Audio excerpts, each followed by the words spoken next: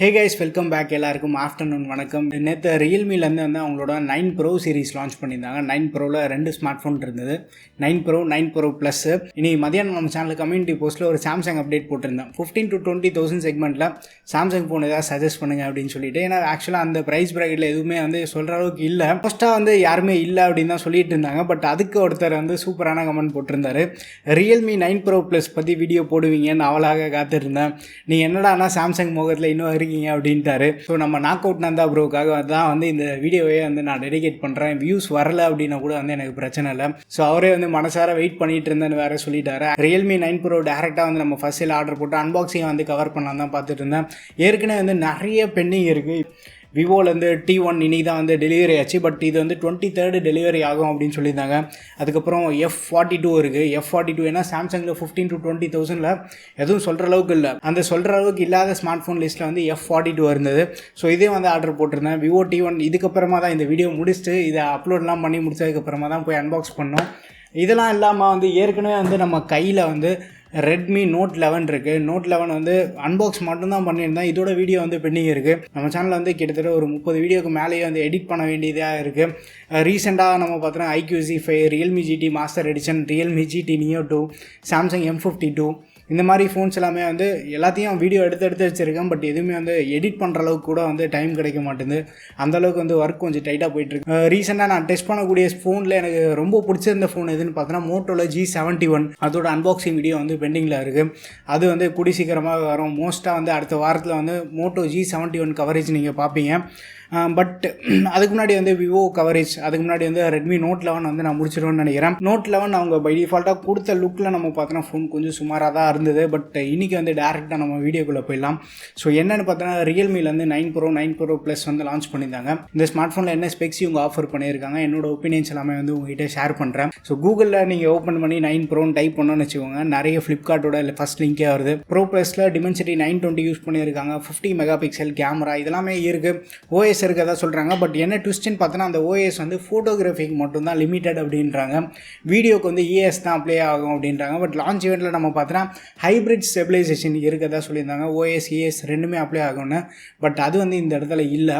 So அது கொஞ்சம் டிசப்பாயிண்டிங்காக தான் இருக்குது. பட் ஸ்டில் அந்த ஃபோன் நம்ம டெஸ்ட் பண்ணி பார்க்கும்போது தான் ரியல் வேர்ல்டில் வீடியோகிராஃபி எப்படி இருக்குன்னு தெரியும்.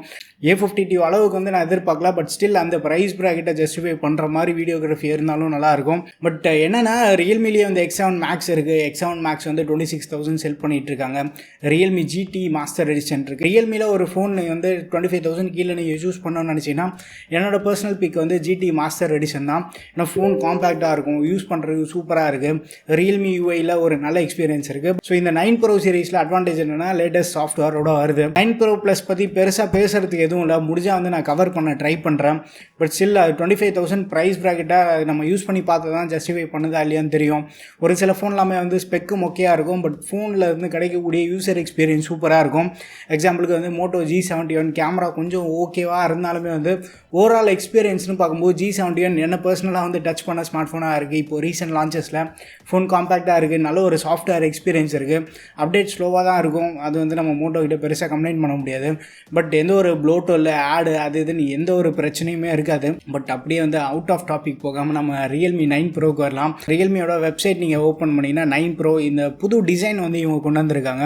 டிசைன் பார்க்குறதுக்கு சூப்பராக இருக்குது. பட் ஸ்டில் வந்து 8 ப்ரோவில் இருக்கக்கூடிய டிசைன் வந்து என்னை பர்சனலாக அட்ராக்ட் பண்ண டிசைன். ஏன்னா அது வந்து ஒரு மேட் ஃபினிஷ் மாதிரி கொடுத்துருந்தாங்க.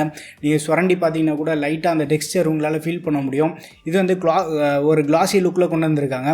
ஸ்டில் ஒரு நல்ல டிசைனாக நாங்கள் கொடுத்துருக்கோம் அப்படின்றாங்க. உங்களுக்கு எத்தனை பேருக்கு வந்து இந்த டிசைனை பிடிச்சிருக்கு அப்படின்றது மறக்காம கீழே கமெண்ட்டில் மென்ஷன் பண்ணுங்கள்.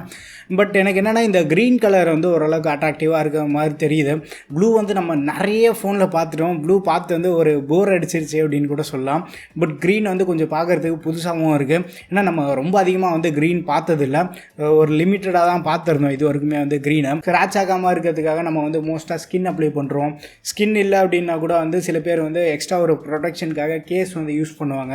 அந்த மாதிரி சமயத்தில் வந்து நம்ம டிசைன் வந்து இம்பார்ட்டன்ஸ் கொடுத்து வந்து பெருசாக யூஸ் இல்லாமல் இருக்கும். பட் ஸ்டில் டிசைனுக்கு வந்து இவங்க ரொம்ப ஒரு ஹையஸ்ட் ப்ரிஃபரன்ஸ் கொடுத்த மாதிரி தான் வந்து லான்ச் ஈவெண்ட்டில் அவ்வளோ பேசியிருந்தாங்க டிசைனுக்கு. ஃபர்ஸ்ட் நம்ம 9 ப்ரோவோட கேமரா பற்றி பார்க்கலாம். கேமரான்னு பார்த்தோன்னா 3 கேமரா செட்டப் இருக்கிறதா சொல்கிறாங்க. 64 MP main camera, 8 MP ultra wide, இன்னொன்று மேக்ரோ இருந்து வந்து நம்ம பெருசாக யூஸும் பண்ண மாட்டோம்னு வச்சுக்கோங்க.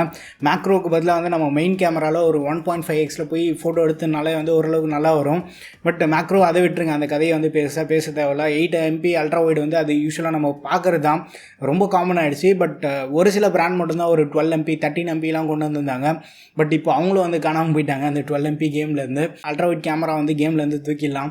மெயின் கேமரான்னு வந்தோன்னா 64 மெகா பிக்சல் அப்படின்னு சொல்கிறாங்க. இந்த 64 மெகா பிக்சல் என்ன சென்சார் யூஸ் பண்ணியிருக்காங்க அப்படின்னு நம்ம ஃப்ளிப்கார்ட்லேயே போய் பார்க்கலாம். ஆம்னிவிஷன் OV64B சென்சார் வந்து யூஸ் பண்ணியிருக்கதா மென்ஷன் பண்ணியிருக்காங்க. 64MP main camera, OmniVision sensor. But 7 Proவில் நீங்கள் பார்த்தீங்கன்னா IMX 682 யூஸ் பண்ணியிருந்தாங்க.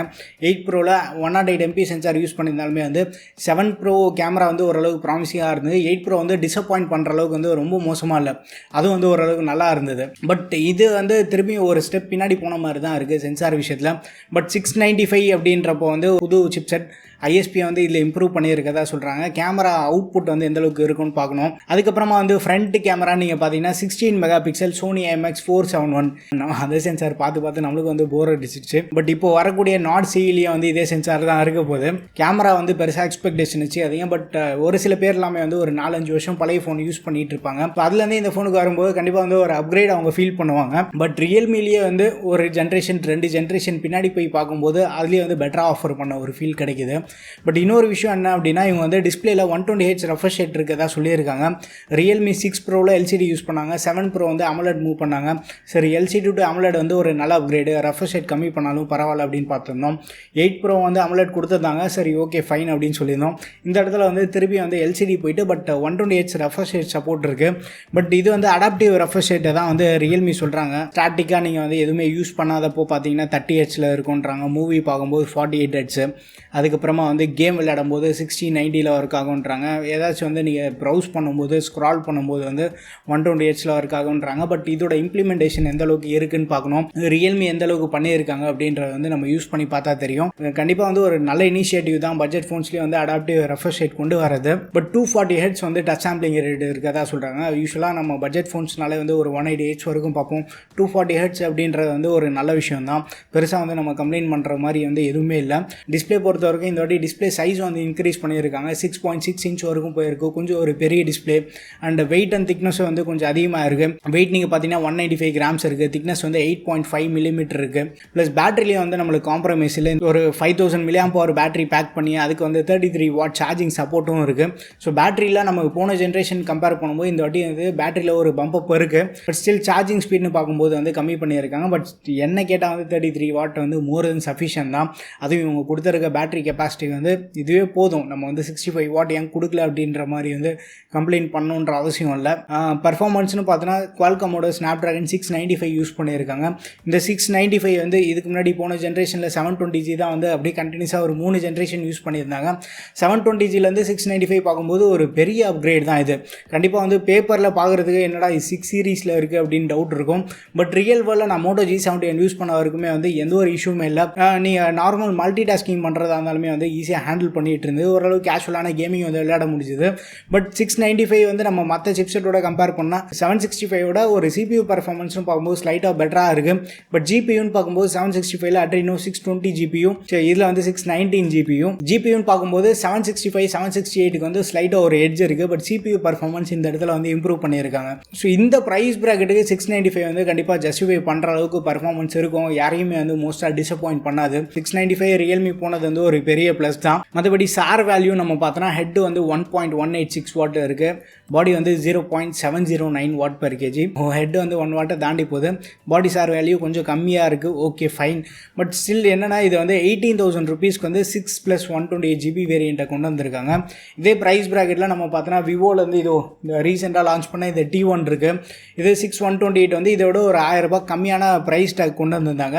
ஃபன் டச் ஓஎஸும் வந்து இப்போது ரொம்ப ரீஃபைண்டாக இருக்குது. ஃபன் டச் ஓஎஸ் இப்போ வந்து ரொம்ப ரீஃபைண்டாக இருக்குது. பட் ஸ்டில் இருந்தாலுமே வந்து என்னோட ப்ரிஃபரன்ஸ்னு பார்த்தோன்னா ரியல்மி யூஐக்கு இருக்கும். ரியல்மி வந்து சாஃப்ட்வேர் விஷயத்தில் ரீசெண்ட் டேஸில் அடித்து துவம்சம் பண்ணிட்டாங்க. One of the best job பண்ணிகிட்டு இருக்காங்க. அப்டேட்ஸ் வந்து ஓரளவுக்கு நல்லா கொடுத்துட்ருக்காங்க. பட் இந்த ஸ்மார்ட் ஃபோனில் இன்னொரு பெரிய சர்ப்ரைஸ் என்னென்னா ரியல்மி Y3யோட வருது. ஆண்ட்ராய்ட் 12 பேஸ் பண்ணது தான் இது. பட் ரியல்மிலேருந்து 2 வருஷம் சாஃப்ட்வேர் அப்டேட் ப்ரொவைட் பண்ணுறதா சொல்லியிருக்காங்க. 2 major update and headphone jack வந்து ரீடைன் பண்ணியிருக்காங்க. ஹெட்ஃபோன் ஜாக்கை ரிமூவ் பண்ணல. Side mounted fingerprint sensor use பண்ணியிருக்காங்க. ஓவராலாக நம்ம பார்க்கும்போது 18,000 ரூபி ப்ரைஸ் ப்ராக்கெட்டுக்கு இதே பட்ஜெட்டில் வந்து விவோ, ரியல்மி, மோட்டோ G17 இந்த மாதிரி வந்து காம்படிட்டிவான ப்ரைஸிங்க்கு தான் வந்து எல்லாருமே கொண்டு வந்துட்டு இருக்காங்க. பட் ரியல்மி 9 ப்ரோவில் இன்னொரு அட்வான்டேஜ் என்னென்னு பார்த்தோன்னா அந்த ப்ரீபெய்டு பேங்க் டிஸ்கவுண்ட் ஒன்று தராங்க. HDFC கார்டு யூஸ் பண்ணுற மாதிரி இருந்தால் 2,000 ரூபி ஃப்ளாட் டிஸ்கவுண்ட் இருக்கதா சொல்கிறாங்க. அது கண்டிப்பாக வந்து அந்த ப்ரைஸ் HDFC கார்டு உங்களால் யூஸ் பண்ண முடிஞ்சு 16,000க்கு வாங்க முடிஞ்சால் அந்த ப்ரைஸ்க்கு வந்து கண்டிப்பாக இந்த ஃபோன் ஒர்த்தாக தான் இருக்குது. But still 18,000 rupee price bracket நம்ம இதை கன்சிடர் பண்ணுறதுக்கு வந்து மோட்டோ G71 போகலாம் அப்படின்ற மாதிரி தான் வந்து என்னோட ஃபீல் இருக்குது. பட் இந்த ஃபோனை வந்து நான் யூஸ் பண்ணி பார்க்குறேன். யூஸ் பண்ணி பார்த்துட்டு என்னோட எக்ஸ்பீரியன்ஸ் வந்து கண்டிப்பாக ஷேர் பண்ணுறேன். 9 ப்ரோ கவரேஜ் இருக்கும். 9 ப்ரோ ப்ளஸ் வந்து நான் கவர் பண்ணுவேன்னு தெரியாது. ஏன்னா பட்ஜெட் வந்து கொஞ்சம் அதிகம். ஏன்னா இந்த மந்த் வந்து நிறைய லான்ச்சஸ் இருக்குது. ஏற்கனவே வந்து விவோ வந்திருக்கு, சாம்சங்கோட F42 வந்திருக்கு. ப்ளஸ் வந்து ஆல்ரெடி வந்து நோட் 11 வந்து டெஸ்ட் பண்ணிகிட்டு இருக்கேன். நோட் 11s மோஸ்ட்டாக வந்து கவர் பண்ண மாட்டேன் நம்ம சேனலில். யாராவது ஃப்ரெண்ட்ஸ் வாங்கியிருந்தாங்க அப்படின்னா வந்து நான் கவர் பண்ண ட்ரை பண்ணுறேன். நிறைய ஃபோன் வரதுனால அட்லீஸ்ட் வந்து நம்மளுக்கு ஒரு டைம் கிடைக்கணும் அந்த ஃபோனை யூஸ் பண்ணி பார்க்குறதுக்கு. 1-2 நாளில் வந்து நம்ம யூஸ் பண்ணிட்டு வந்து பெருசாக எதுவுமே ஷேர் பண்ண முடியாது. ஏன்னா பேட்டரியெல்லாம் பார்த்தோன்னா அட்லீஸ்ட் ஒரு 3-4 டேஸ் ஆகும் அந்த நம்ம யூசேஜ்க்கு அந்த ஃபோன் செட் ஆகிறதுக்கு. ரெட்மி நோட் 11 ரிவ்யூ வந்து கூடி சீக்கிரமாக கண்டிப்பாக வரும். இதோட மற்ற கவரேஜும் வந்து சீக்கிரமாக வந்துட்டுருக்கும். எலெக்ஷன் வேறு வருது சனிக்கிழமை. ஸோ ஊருக்கு வேறு போகணும். ஸோ மோஸ்ட்டாக வந்து ஊருக்கு போயிட்டோம் அப்படின்னா கூட வந்து மண்டே கண்டிப்பாக இங்கே வந்து தான் ஆகணும். சண்டே நைட்டே வந்து நான் இங்கே வந்து தான் ஆகணும். சண்டே நைட் இங்கே வந்தால் மட்டும்தான் என்னால் 10 மணிக்கு வந்து பிட்பிஎன்எஸ்க்கு வீடியோ கொடுக்க முடியும். சப்போஸ் நான் லேட் பண்ணிட்டேன் அப்படின்னா ரொம்ப கஷ்டமாயிடும். ஏன்னா அவங்களுக்கு வந்து கிட்டத்தட்ட ஒரு 3 மாதமாக வந்து தொடர்ந்து டெய்லி வந்து வீடியோ அந்த சேனலில் போஸ்ட் பண்ணிகிட்டு இருக்கேன். நான் அந்த சேனல்லே வந்து செம்ம ரெஸ்பான்ஸு. கிட்டத்தட்ட 10,000 சப்ஸ்கிரைபர் மார்க்கே வந்து அங்கே ரீச் பண்ணியிருக்கோம். எல்லாமே வந்து உங்கள் சப்போர்ட்னால மட்டும்தான் இதெல்லாமே வந்து பாசிபிள் ஆச்சு. அண்ட் அதுக்கப்புறம் சண்டே முடிஞ்சால் வந்து ஒரு ஸ்பெஷல் வீடியோ இருக்குது. அது என்ன வீடியோ அப்படின்றது வந்து சர்ப்ரைஸாகவே இருக்கணும். சண்டே முடிஞ்சால் மேக்ஸிமம் வந்து சண்டே பிளான் பண்ணுறேன். சப்போஸ் சண்டே மிஸ் ஆகிடுச்சு அப்படின்னா வந்து நெக்ஸ்ட் வீக் வந்து அந்த ஒரு ஸ்பெஷல் வீடியோ கண்டிப்பாக நம்ம சேனலில் இருக்கும். சண்டேக்குள்ளே வந்து F42 விவோ T1 கவரேஜ் வந்து நம்ம சேனலில் இருக்கும். சேனல் வந்து நீங்கள் பார்த்துட்டு சப்ஸ்கிரைப் பண்ணாமல் இருக்கீங்கன்னா மறக்காமல் சப்ஸ்கிரைப் பண்ணிக்கோங்க. நீங்கள் போடக்கூடிய லைக்கு கமெண்ட்லாம் தான் வந்து ஒரு யூடியூபருக்கு வந்து பெரிய அளவுக்கு எனர்ஜி கொடுக்குது. லைக்கு கமெண்ட் எல்லாமே வந்து ஒரு வீடியோக்கு அதிகமாக வருது அப்படின்னா யூடியூப்பில் வந்து வீடியோ எங்கேஜிங் நல்லா இருக்குது அப்படின்னு வந்து அதிகமான ஆடியன்ஸ்க்கு அதை ரீச் பண்ண ட்ரை பண்ணாலுமே வந்து இன்னொரு சைடு வந்து அந்த வீடியோ நம்ம போட்ட எஃபர்ட்டுக்கு வந்து இந்த அளவுக்கு ஆடியன்ஸ் கிட்ட இருந்து ஒரு சூப்பரான ரெஸ்பான்ஸ் வந்திருக்கு அப்படின்றதே வந்து அதுவே வந்து ஒரு பெரிய சந்தோஷமாக தான் இருக்கும். ரீசெண்ட் டேஸில் கொஞ்சம் இன்ஆக்டிவாக இருக்குது நம்ம சேனலில். அதை வந்து இன்னும் கொஞ்ச நாளில் வந்து சூப்பர் ஆக்டிவாக கொண்டு போகிறேன். ஒர்க்கு ரொம்ப டைட்டாக இருக்கிறதுனால வந்து சேனல் பெரிய அளவுக்கு வந்து என்னால் ஆக்டிவாக வீடியோ போட முடியல. உங்களில் எத்தனை பேர் வந்து ரியல்மி 9 ப்ரோ சீரிஸ் வாங்க போகிறீங்கன்றது வந்து மறக்காம கீழே கமெண்ட்டில் மென்ஷன் பண்ணுங்கள். இந்த மாதம் நம்ம பார்த்தோன்னா நிறைய ஃபோன் லான்ச் ஆயிருக்கு. உங்களோட ஃபேவரட் லான்ச் எது அப்படின்றது வந்து மறக்காம கீழே கமெண்ட்டில் போட்டு விட்டுருங்க. அடுத்த ஒரு வீடியோவில் சந்திப்போம். பை.